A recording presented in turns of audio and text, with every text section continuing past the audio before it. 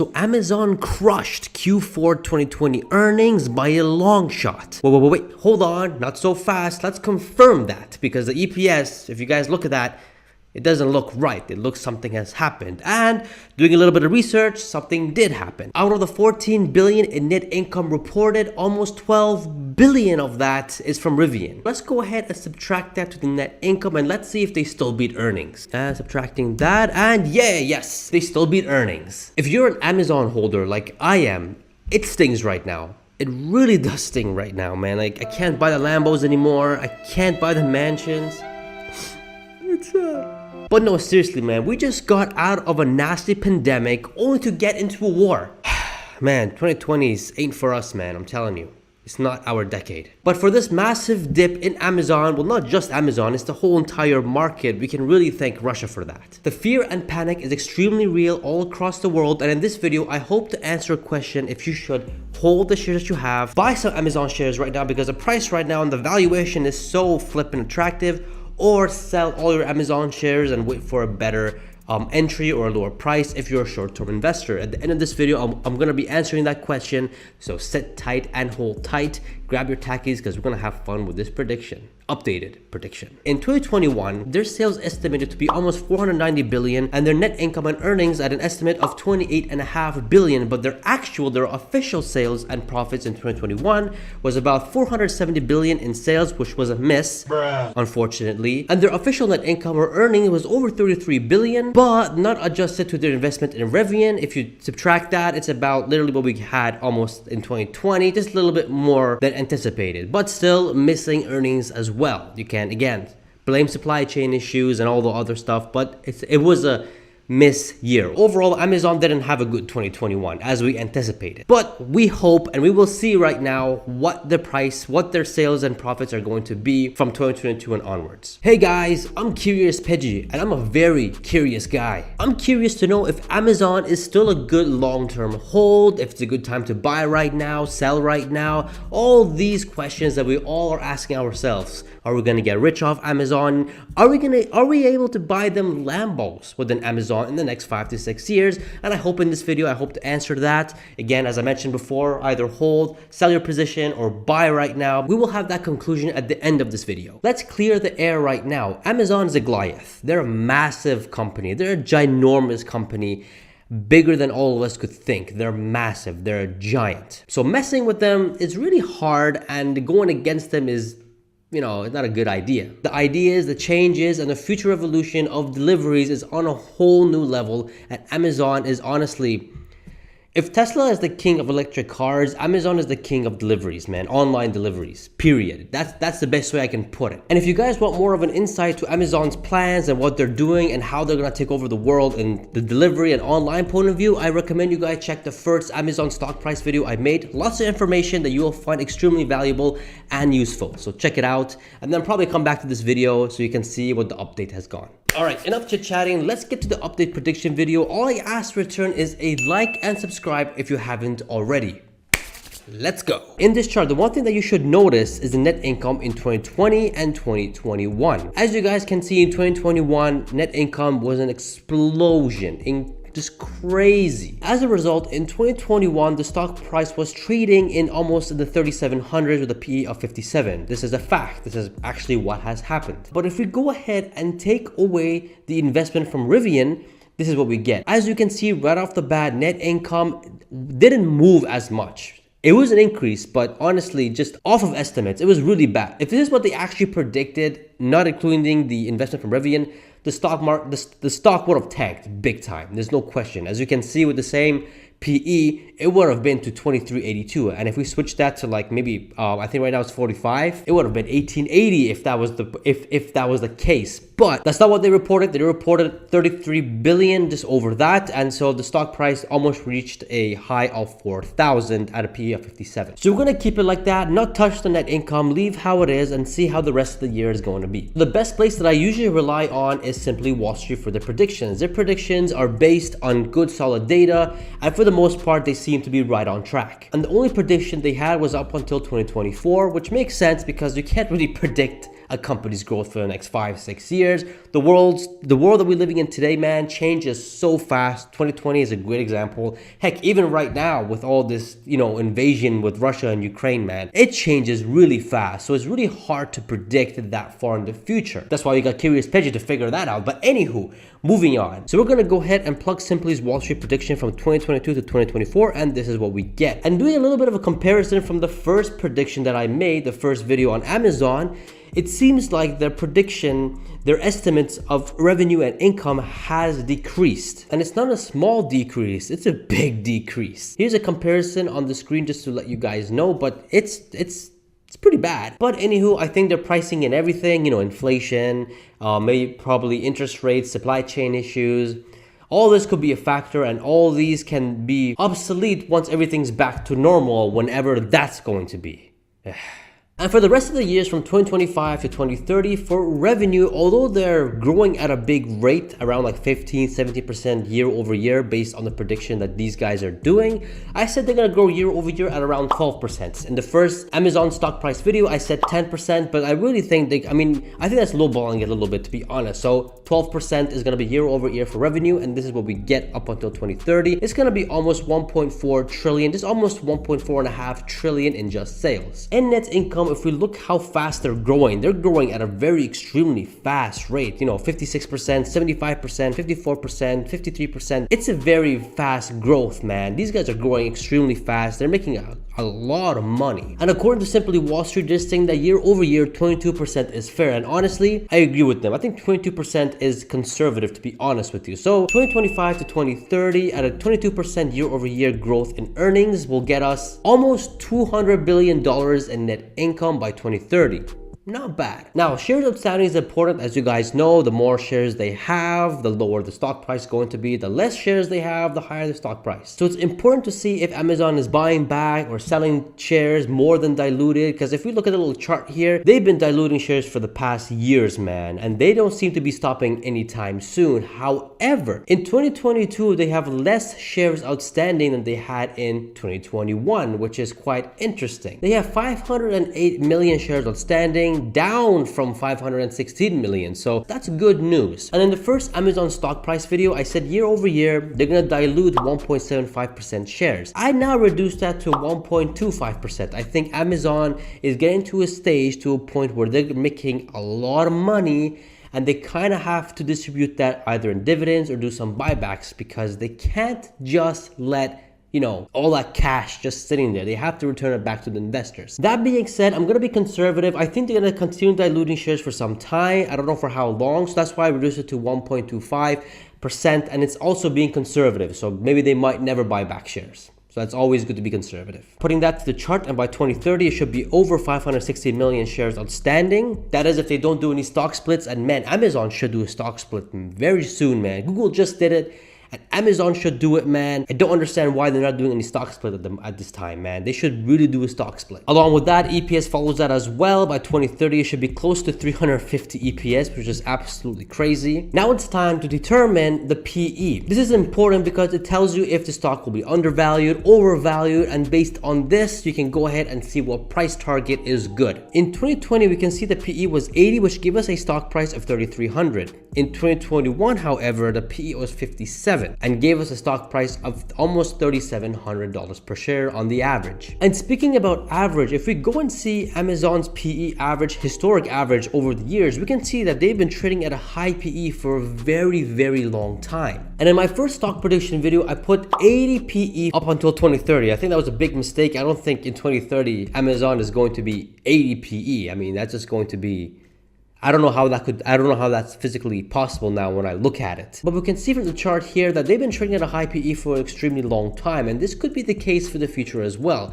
So what I did here is that I adjusted it accordingly so that by 2030 the PE can be 30. And this is what I got. In 2022, I gave it a PE of 60. Why? I gave this PE because at the end of Q4 of 2022, which would be beginning of 2023, I think February, I think that's when they release their earnings, that's going to complete a fiscal year of 2022. And that's when the price is going to be when you guys see here. Because again, we're not going based off quarterly here, we're going based on yearly and how much they should be worth. And in 2023, I said 55 PE, 2024, 50, 2025, 45, 2026, 40, 2027 to 2028 was 35 PE, 2029 to 2030 was also 30. And here is a stock price that we get. In 2022, the stock price should be around 3,000 per share, just below that. And that's what we're getting right now, interestingly. But if we look at the net earnings, we can see there's a massive drop from 2021 to 2022, but adjusted to the revenue investment, it's actually better. They did 3 billion better. Nonetheless, what this price is telling me and the price now it's telling me is that if I buy now and wait a year,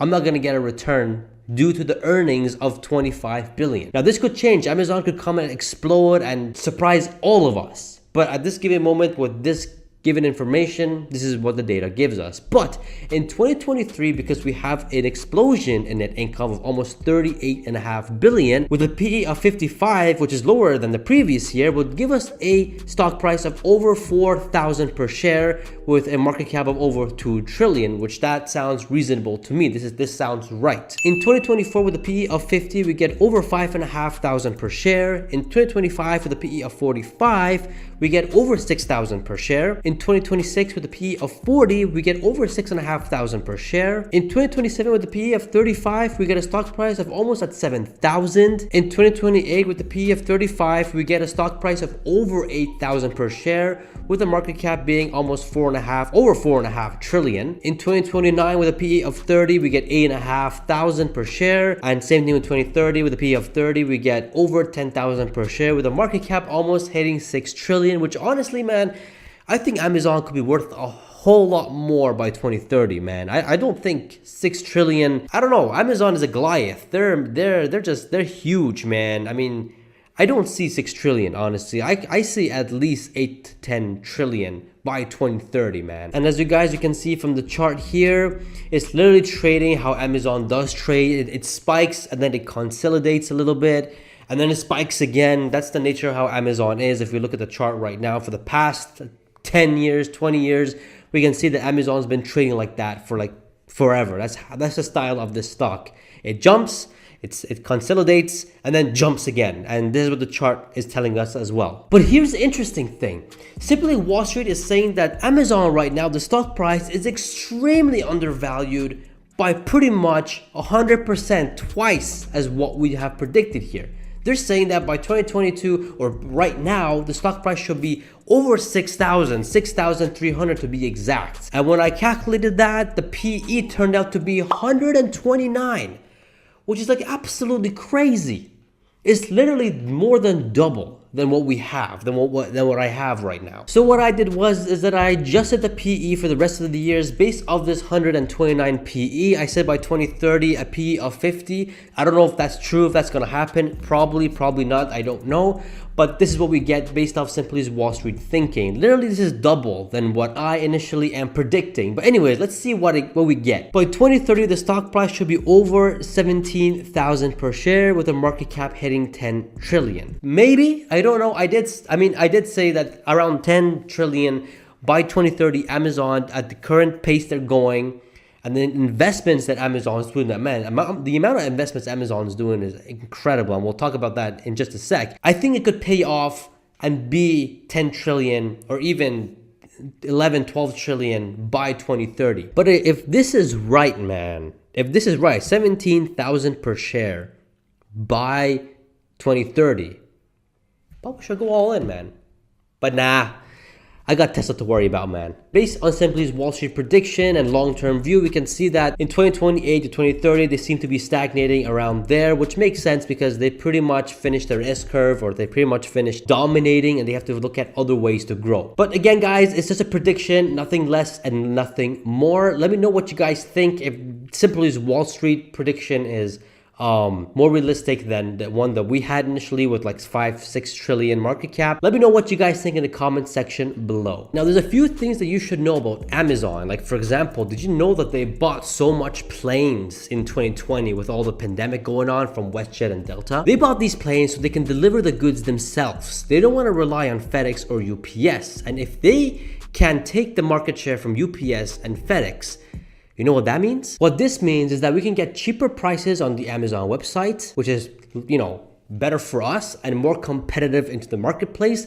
And it's more of a higher profit margin for them. So not only are they going to take market share, but they're also going to have a higher profit margin, which we can see in the prediction. They're growing at a very rapid pace by like 50-40% on an annual basis in their earnings. So that's a double whammy when it comes to Amazon. Buying these planes were extremely a smart move in 2020 when the whole world stopped and planes would just park there, and aviation companies, airline companies who just want to sell so they can stay in business at least and not go under.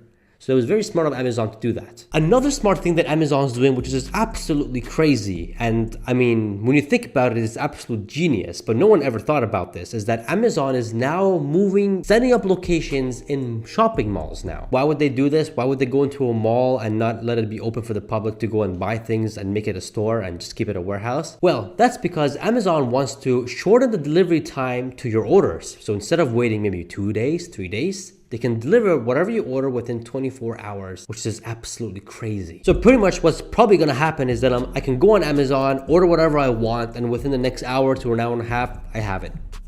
Literally no point of me going to the shopping mall when it's going to come to my door and I can get everything within a couple hours or less. So, wow. Another cool thing that Amazon is doing is that they're creating a revolutionary shops, not just a shop. Shops. If you guys haven't heard about this already, it's called the Amazon Go. You pretty much enter the store. There's no cashier, there's no employees. It's all sensors and technology.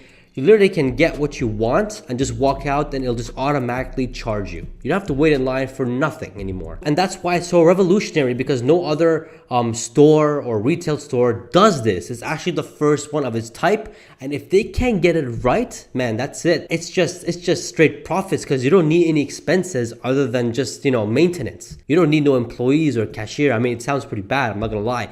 But in terms of a profit point of view, man, that's just insane. And not just at a profit point of view, man. I mean, it's going to be more convenient for consumers. I just got to get in, grab it, and leave. I don't have to do anything else. I don't have to wait in line to get to a cashier. So it's very convenient as well. So Amazon is doing all these things, and plus, they're doing many investments. That's why in 2020, their net earnings weren't as much.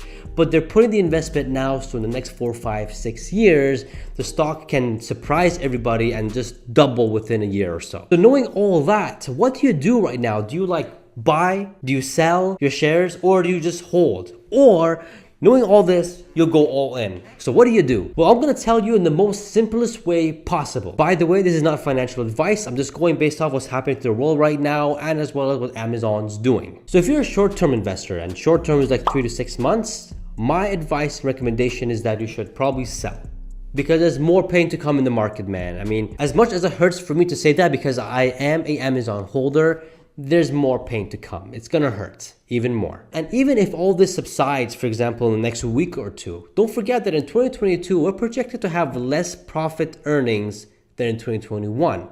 And the stock price will be the same. So really, if you buy now, or if you're holding now and thinking of selling, think of that. You probably won't get your money's return or your return on investment for a whole year. And besides, we have Russia invading Ukraine.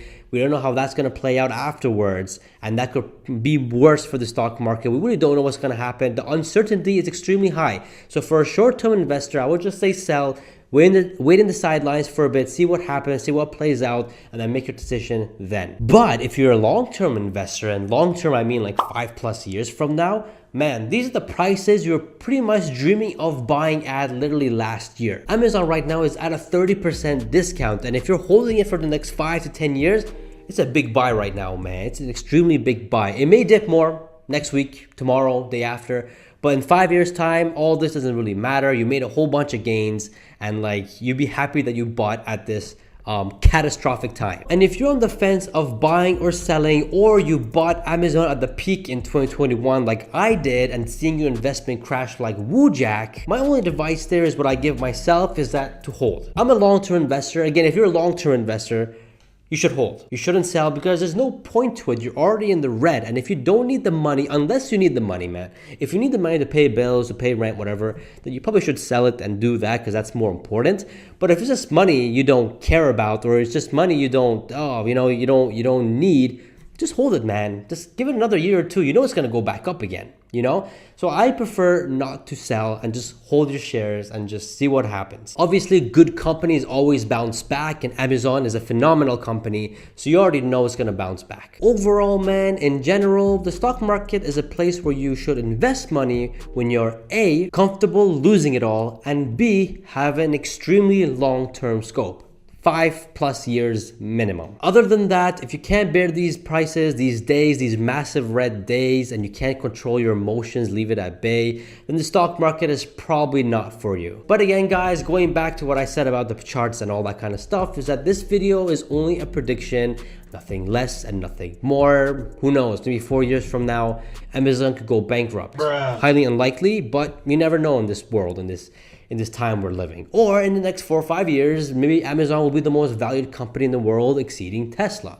Nobody knows. What's pretty much guaranteed at this point is that Tesla will become the most valued company in the world. That's just, it's facts at this point, man. I don't see it not happening. But anywho, if you guys haven't watched the Tesla video, the Tesla stock update with FSD, the stock price is absolutely insane. Too good to be true, to be honest, but it's numbers that I can't comprehend.